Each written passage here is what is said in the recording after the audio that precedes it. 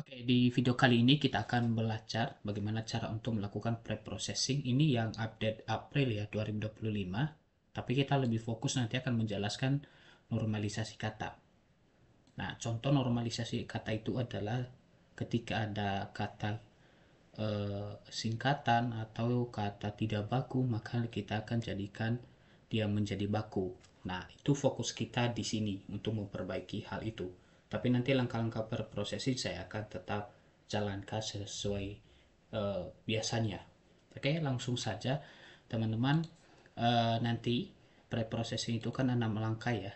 Seperti video-video saya sebelumnya, ini saya akan buka flowchart atau sebuah metode penelitian untuk membantu kita. Tapi di sini nanti saya hanya fokus untuk membahas yang namanya itu adalah preprocessing data. Oke. Nanti preprocessing data kita bahas mulai dari cleaning, scaffolding, normalisasi kata, tokenize, token removal, dan streaming data. Dan kita lebih fokus di normalisasi kata. Oke. Pertama, buka Google Colab ya. Teman-teman, ini Google Colab ada versinya gratis. Tapi kalau mau yang CPU-nya gede, jadi teman-teman bisa nanti akan um, berbayar ya yang pro. Pertama kita membutuhkan data ya. Jadi kalau kita melakukan preprocessing data, ini kita akan upload datanya. Seperti nanti ini ada icon folder atau file. Nah, jadi upload dulu filenya. Ini saya upload. Ini sediakan dulu datanya ya. Jadi ini saya menyediakan data. Nah, ini namanya penyimpanan sesi. Nah, kalau kamu menyimpan di penyimpanan sesi, nanti kalau kamu akan keluar dari Google Colab, maka akan terhapus datanya. Ini nanti ada peringatan. Diokekan saja. Nah, ini saya bukan bagian preprocessing. Nah, kita akan membaca dulu datasetnya. Ini saya ganti nama datasetnya. Pertama kita mengetahui informasi dalam datasetnya. Oke, sudah. Ini datanya nanti ada 507 entry data, kemudian kolomnya ada 5. Tentu semua kolom ini nanti kita akan pakai yang memangnya akan kita pakai ya. Kemudian ini saya akan baca datasetnya. Oke, saya baca 5 saja. Oke, sudah. Nah, ini saya akan masukkan ke dalam data frame. Jadi tidak semua kolom itu kita akan pakai. Jadi yang penting-penting saja. Di sini saya cuma mengambil date ini datanya, username, rating, review text ini yang ini. Nah, di sini mungkin ada pertanyaan dari teman-teman semuanya, kenapa ini tidak berurut lagi? Mungkin review ID, username, rating. Nah, itu adalah manfaat daripada data frame. Nah, jadi kita bisa susun ulang seperti itu. Ini saya akan run. Oke, ini ya. Jadi sudah sesuai dengan susunan dari data frame. Kemudian ini saya cek lagi datanya ada berapa. Oke. Ini datanya ada 400 ya. Ini ada 400 data. Kemudian ini saya akan hapus duplikat data. Kalau ada duplikat data nanti dia cuma mengambil yang pertama. Oke. Terus kita cek ada berapa lagi. Nah, jadi setelah proses duplikat, jadi datanya tinggal 345 data. Nah, itu adalah yang kita lanjutkan. Ini saya mau tampilkan lagi datasetnya. Oke. Ya. Kemudian di sini saya akan membuatkan workload sebelum kita uh, memproses lebih lanjut ya, mulai dari cleaning karena kita masih belum masuk ke cleaning. Nah, sini saya bukan buat workloadnya seperti apa workloadnya sebelum kita melakukan preprocessing lebih lanjut ini ya. Kemudian saya akan membuatkan frekuensi kata. Oke, ini adalah hasil frekuensi katanya ya. Jadi kata-kata yang sering muncul itu adalah premium, kemudian 50 house bisa, nah seperti itu. Nah, kemudian di sini frekuensi kata. Nah, di frekuensi enggak. Sekarang kita proses cleaning. Nah, di proses cleaning teman-teman kita akan hapus URL. Nah, jadi teman-teman seandainya kalian tidak mau menghapus URL, tidak ada URL pada data kalian, ini tinggal di blok aja. Kemudian tekan kontrol, mungkin ada tombol sesuai atau tanda tanya. Jadi tinggal diklik aja. Kemudian untuk menonaktifkan ya. Nah, tapi kalau udah dinonaktifkan jangan lupa nanti di bawah ini untuk memanggil datanya itu dinonaktifkan juga. Contoh ya. Kita jelasin dulu ya di sini URL, HTML, emoji, simbol, kemudian angka, itu akan kita hapus semua di sini. Nah, contoh teman-teman ini remove number. Ini kita tidak mau aktifkan. Ini saya kasih komen aja. Nah, jadi di sini ada keterangan di sini ya, kayak ada warna biru itu ya. Nah, itu ada di situ kalau kita lihat di situ view problemnya. Nah, jadi udah dijelaskan. Kalau jadi nanti diklik itu dia akan kasih penjelasan ke teman-teman. Nah, jadi kalau sudah dinonaktifkan di sini, jadi kamu juga harus nonaktifkan di sini. Nah, oke, seperti itu. Di sini saya akan back lagi. Ini saya aktifkan lagi. Oke, ini kita run ya dari data kita yang dari atas tadi. Oke, sudah berjalan. Ini ya, jadi dari data ini tadi dia melakukan cleaning. Oke, dari data cleaning ini kita baca ini cleaning. Kita jadikan cache holding. Cache holding itu untuk mengubah ke huruf kecil semua ya. Nih.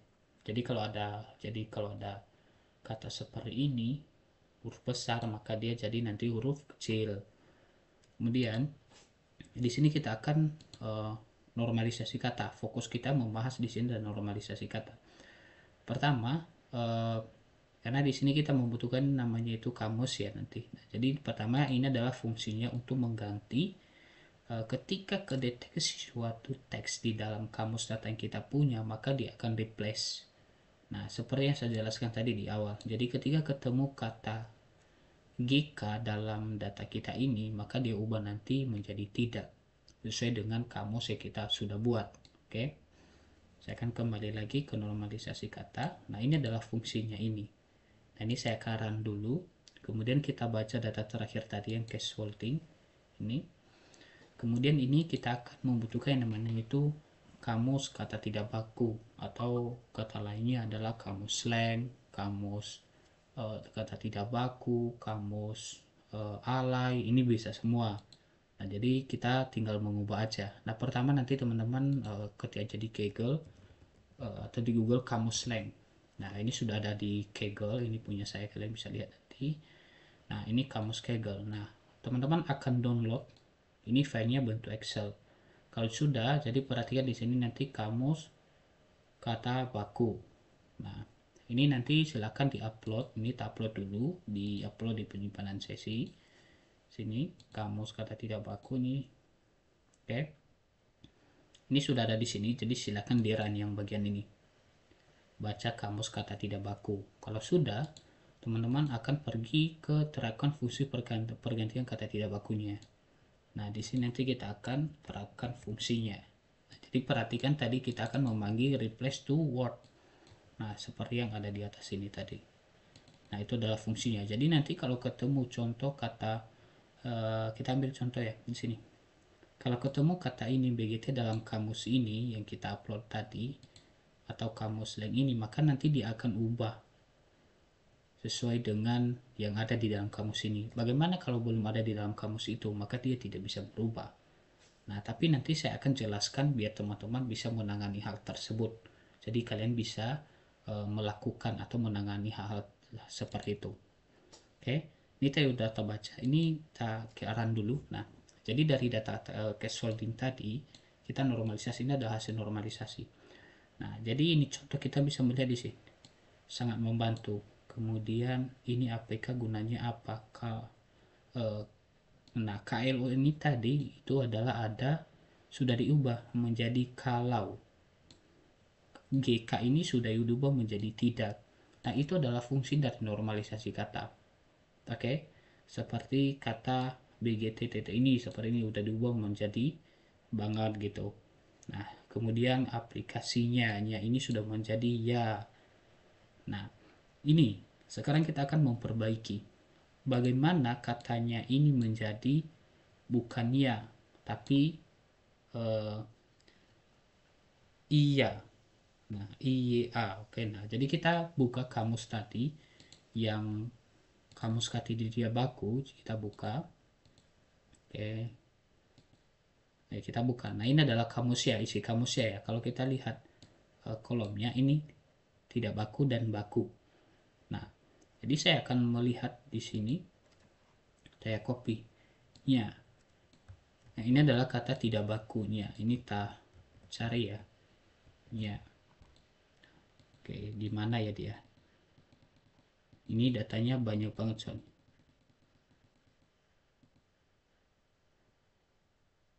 Oke, kita cari yang itu deh biar lebih cepat. Kita mau cari ini ya. Ini lihat. Lihat ini kan sudah diubah menjadi lihat ya. Ini udah diubah. Ini bagus. Atau aplikasi, kalau enggak ini APK. Nah, ini APK. Ini kita ubah APK. Jadi APK ini kita ubah menjadi aplikasi ya. Jadi kita scroll ke bawah.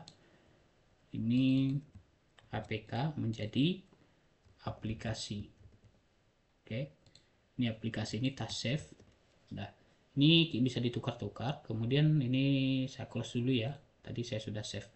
Nah, tugas teman-teman yang pertama adalah kalian hapus dulu data kamusnya di sini. Oke. Kalau sudah dihapus, kamu upload lagi yang barusan kamu edit tadi. Oke. Ingat tadi yang kita ubah adalah APK menjadi aplikasi. Oke. Kita pergi dari atas. Teman-teman run dari normalisasi kata ini. Klik. Kemudian baca lagi datasetnya. Ini terakhir case folding. Kemudian kita baca kamus kata tidak bakunya, baru kita terapkan. Oke, kita bisa melihat apa yang kita ubah tadi adalah aplikasi. Ini APK sudah menjadi aplikasi. Nah, itu sudah terjadi pergantian. Nah, itu teman-teman bisa coba. Oke, kita akan lanjut ya ke tokenize. Tokenize fungsinya adalah untuk mengubah data kita ke dalam bentuk token. Nah, dan nanti tandanya adalah dipisah setiap kata itu dipisah dengan koma. Nah, kemudian kita akan menerapkan stop removal. Apa sih gunanya stop removal, Bang? Nah, ini adalah fungsinya cuma satu, yaitu untuk menghapus kata-kata yang tidak penting dalam kamus, dalam data kita berdasarkan kamusnya NLTK. Tapi di sini saya panggil yang Indonesia. Nah, jadi kalau data kamu bahasa Inggris nanti kamu ubah ini menjadi English. Oke, ini saya akan perbaiki. Nah, contoh dari tokenisasi tadi, setelah kita menerapkan sumber removal, maka seperti kata sangat ini tidak penting dalam uh, data kita, jadi udah dihapus. Nah, seperti kata ini, kemudian ini sudah ya, ya jadi sudah dihapus, jadi yang nggak penting itu sudah dihapus ya.